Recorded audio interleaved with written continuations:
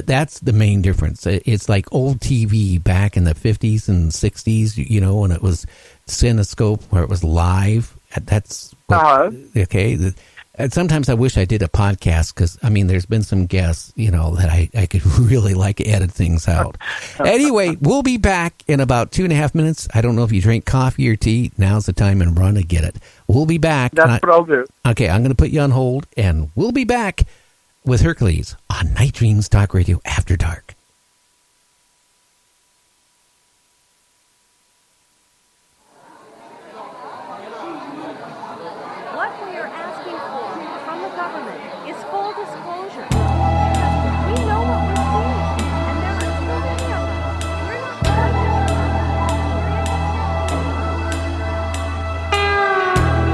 I gaze upon the annals of time, one thing that comes through: we are not alone in this universe. It's a thought that rings true. Ancient cave dwellers drew spacecraft on the walls. It's a recurring. I've seen the same thing while walking late at night, and I know it's not a dream. From Maelstrom to Manat, Boston to LA, there are people asking questions and they will not go away. But what has been seen might not be what it seems. The government's shadows dance in the sea.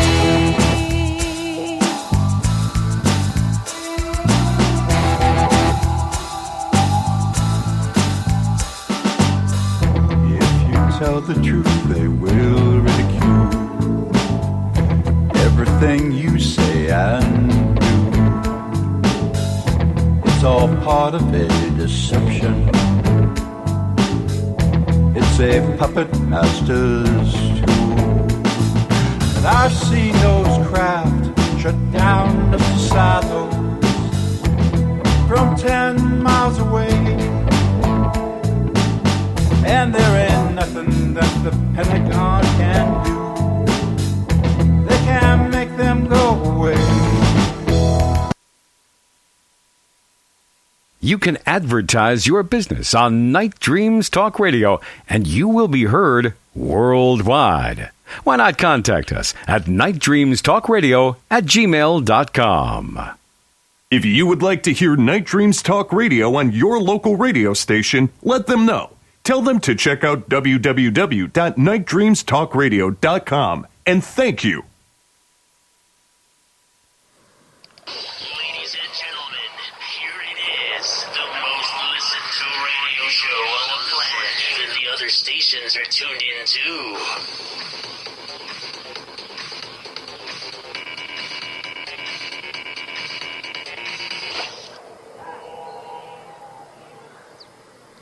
You are listening to Night Dreams Talk Radio Network, from our compound to you worldwide, with your host, Gary Anderson. That is me at Bumper Music. I promised I'd played a lot this month for a friend of mine. They're about the same age as me. I was shocked when I found out how old Tom was, the lead singer of Metatron Power and Light. You know, they have not just this song. They got music. It just kind of, well, you know, in this song they're talking about UFOs and conspiracies and stuff like this. But then they got some other songs that I'm going to start playing here, like called Witchcraft, or Making the Deal, or Watchers, or Phantom of Gods, and Shapeshifter. And Where Did the Empresses Go to Die? Well, anyway, you're listening to Night Dreams Talk Radio After Dark. Our guest tonight is Hercules, and actually, I saw a picture of him. He could pass as Hercules. Hercules, are you there? I am still here. I refreshed my coffee and ready to go. Okay. Yeah. I don't know. Do you still actually, is that a current picture that I posted of you? That is a current picture. What happened is my hair is slightly different color now. I was in a play where it portrayed Samson. So I had to dye my hair for that, and I've never quite gotten it the way it was before after that. So now my hair is a little bit less gray and more like brownish blonde. Well, how much do But you? yeah, that's a pretty recent picture. How much do you work out? I work out daily, actually. I'm not able to handle the very heavy weights that I did when I was younger, but I enjoy working out. And one of the Living Mythology podcasts is on the retro bodybuilding. So I have people on who are retro bodybuilders or who have retro bodybuilding companies, and I also do work for the Charles Atlas Company. So that part of my life is very well covered. Oh, wow. You know, I used to be a trainer myself, you know, part-time. Awesome. But that was in the 80s, okay? And I did that because I got free membership and made a little money at the local gym. And then, and for some reason, I got into, like, riding mountain bikes and riding road bikes. And I kind of, like, you know, I got tired of going to the gym every day and working out and teaching people how to do it. It didn't take long. And then I came down what they call with optic neuritis. And that is where everything kind of looks like if you look at a TV and it's kind of like, you know, that test screen they used to have. Yes. Everything kind of like it was jagged and stuff like that. So they put me on heavy steroids for like 6 months. And I went from like 180 to like 300 and some pounds back then. And then I managed to get it off. And then, you know, as I got older, I had other health issues and back to steroids for a year here recently. And I went from like 200 and some pounds to like 350 in a year. I'm back down now to 250 pounds. But back about 4 months ago, we got a mini farm at the compound, and we got this big, huge goat, and it got out. And I was trying to get it back into its pen. And for some reason, I took my eye off, and it rammed me like you wouldn't believe. And it knocked me down. I was fine. Wow. I was fine that day, but the next day, I started losing my balance for some reason, and I fell. And then I was okay then, and then I fell again, and next thing I knew, I sprained my ankle, I sprained my knee, I sprained my lower back, my upper back. The sciatic nerve was like really inflamed. And then the knee that I'm trying to think what the AL with C or AL something, I tore it, and I was bedridden for like 2 months.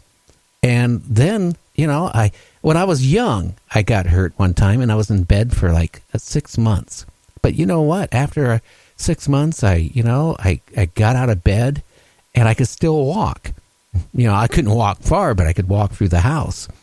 I tried to get out of the bed 2 months or about a month ago. I couldn't stand. And I now having to learn how to walk again. And I'll tell you, that is the hardest thing in the world. But I'll tell you what, thanks to one of my friends, James Kirschbaum, I've been working out every single day. Now, you know, at my age, I didn't have any muscle mass left in my arms. Now I'm shocked. I got muscles there again. And awesome. Yeah. And so hopefully I can get the muscles back in my legs so I can get back, you know. I tell you what, being in a house for like 4 months is like being in jail. I've never been housebound for as long as you have, but recently I had this bad virus flu that's going around, and I was homebound for over a week, and that's never happened in my entire life. So I can't imagine extending that many, many times over. But yes, I understand what you're saying. Oh, yeah. It gave me a lot of time to do a lot of thinking. I think actually, you know, I'm still getting around. If I refuse to use a wheelchair. I mean, a walker, I can go about 10 feet, and then I can walk 10 feet back and then sit down. That's as far as I managed to get here in the last week and a half. I refuse to get a wheelchair, so my office chair goes from one end of the house to the other. But I'll tell you what, it made me think about a lot of things. You know, I've been doing radio since 1976 on and off. And if for some reason this happened, it's opened my mind up to a whole bunch of different things that I didn't ever think was possible. And it just really opened up my mind where I take things now and I really, look at it as part of life, and it has opened my consciousness so much. Well, you have a heroic spirit because it sounds like you don't give up, and that you're a very positive person because you want to be well. And it sounds like you're somebody who learns from your experiences, and I wish more people did that. I mean, we can't avoid making mistakes, but if we learn from our mistakes, and we can't avoid a lot of the things that happen to us that are beyond our control, but we can control how we respond to it and what we do about it. And it sounds like you're an amazing individual. Well, thank you. I'm just me, myself, Gary. I like that. But yeah, what made you get into writing on this Area 51 book? I'm waiting for my copy. Tim said he mailed it. I haven't got it. I was hoping to get it before you guys came on the air, so I could get a grasp of the book. It'll probably come in tomorrow's mail. That happens to me a lot, that I'm expecting something that doesn't get there, then afterwards it'll be there, like, immediately. Like I said before, my area of interest is mythology, especially, as it's applied to different areas. Like in transpersonal psychology, they took the mythology and showed us Freud started doing that, and then Jung, and now the transpersonalists like Hillman. But our inner psyche is resonant with these myths, and these myths tell us a lot about our internal life, which in turn, creates our external reality. And of course, I grew up in the Peplum era, the Sword and Sandal movies, or the Hercules movies, as they're sometimes called. I'm a Lemnian Greek, and that's the island where the Theban Hercules and the Argonauts landed that had the Amazon women on it. So I grew up with those stories. They were reinforced in parochial school. They were reinforced with our culture. And whereas other people picked, I guess, less eccentric paths, that was my path. And I started exploring the realms of spirituality and like fringe science and the paranormal. And that was a very big chunk of my life.